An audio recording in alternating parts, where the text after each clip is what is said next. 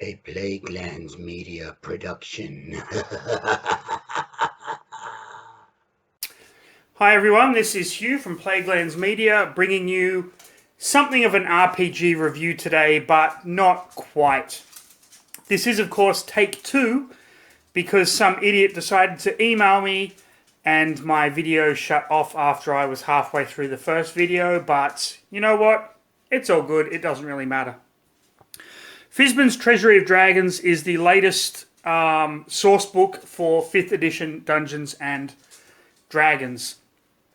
Those of you that are not familiar with 5th edition Dungeons & Dragons, you of course have the Player's Handbook, the Dungeon Master's Guide, and the Monster Manual. These books were kind of stock standard with every edition of Dungeons & Dragons. But a lot of the books are campaigns, starting with the kind of the dragon campaigns with the Horde of Tiamat, one that was first released. You know, moving on for the Out of the Abyss, which is demons, and Princes of the Apocalypse, which is elementals, and so on and so on. But you do get campaign books, such as this one, and the campaign books kind of add new rules and that kind of thing. So, I have bought every 5th edition Dungeons & Dragons book or supplement or whatever, even the ones that I'm not really that enamored with, because I found that there's always something in these books that gets me really excited. For example,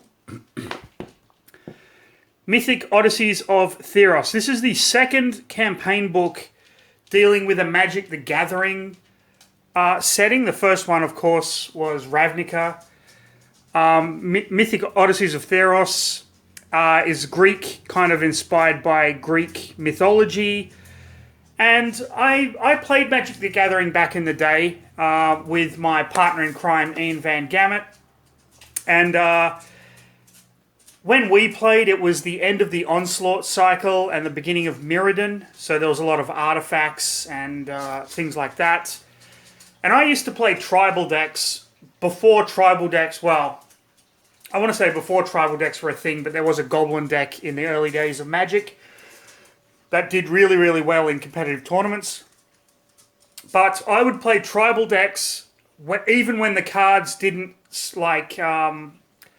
go together. So I would have a blue wizard deck. I'm sure my friend Ian remembers how fondly he loved me playing that blue wizard deck.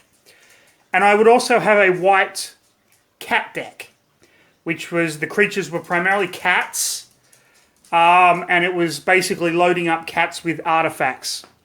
So Mythic Odysseys of Theros actually has, apart from some beautiful artwork, you can play as a Leonin, which is like a lion person. And these were what my cat deck was made up of. So when I saw this, I got really excited. I don't know if I will ever kind of explore this campaign setting, but I can think of ways to include it into a Forgotten Realms campaign. So I saw that, got really excited. Van Richten's Guide to Ravenloft. I mean, who doesn't love Ravenloft? But, I mean, it was a given that I was going to get this anyway, just because it's Ravenloft. But then, pardon me, when you open it up and you see the chapter on Mistwalkers, and you have here Jandar Sunstar, a description of Jandar Sunstar. He was the vampire from the very first Ravenloft novel, Vampire of the Mists. He was a vampire in the Forgotten Realms who fell in love with a woman in a mental institution, and he turns her, and she kind of massacres people, and then he gets sucked into Barovia and meets Strahd von Zarovich. So I was so happy that they included him. And then we have Larissa Snowmane from the third Ravenloft novel, Dance of the Dead.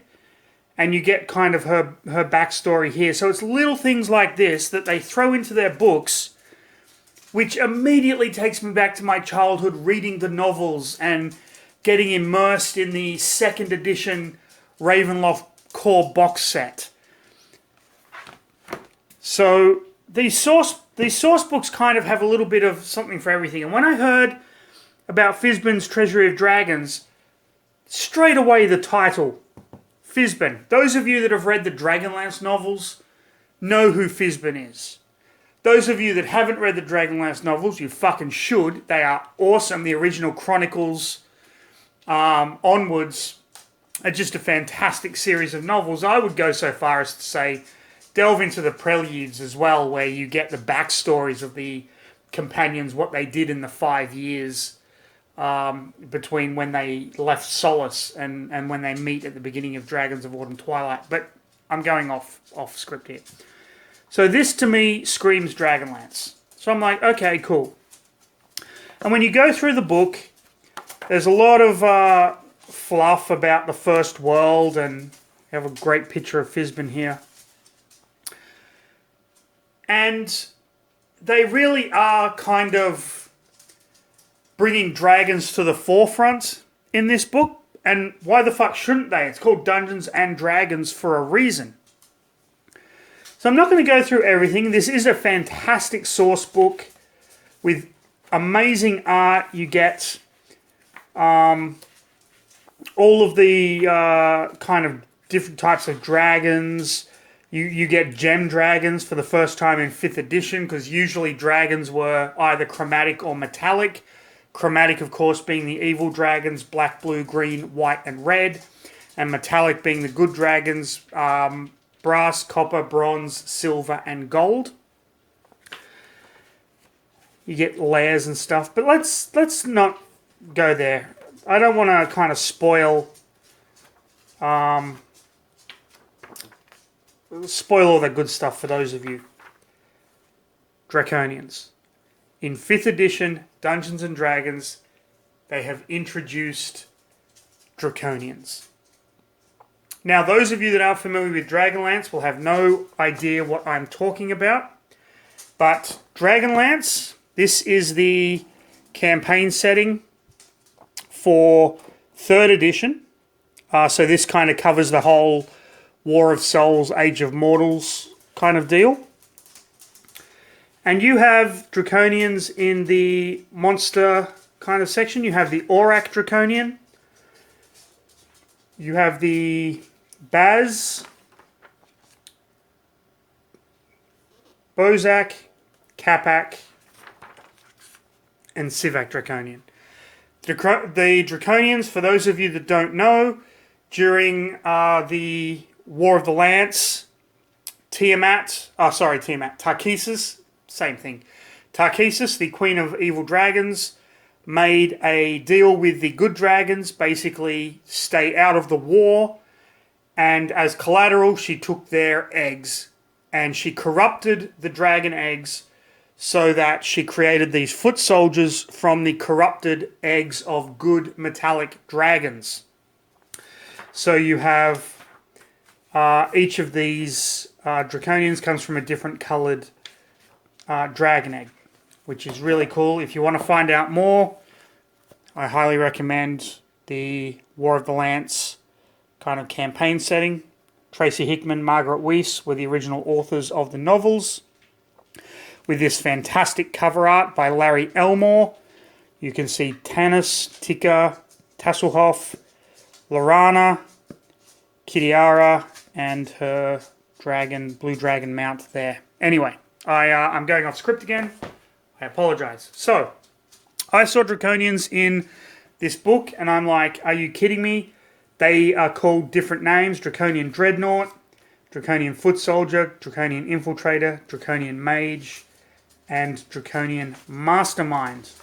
Okay, that's fair enough. However, this is what really made me kind of lose my shit a little bit. Draconian Dreadnought. You have a little description, and then right here, on the world of Kryn, Draconian Dreadnoughts are formed from the silver dragon eggs are called Civac Draconians. So they've included the history of the Draconian from the Dragonlance campaign setting. Civacs, of course, are the strongest, the best fighters. They have also included the death throes. When a Draconian dies, depending on what sort of Draconian it is, something happens to its body. In the case of the Civac, it explodes into a fireball. The Draconian foot soldiers, on the World of Krynn, Draconian foot soldiers formed from brass dragon eggs are called Baz Draconians.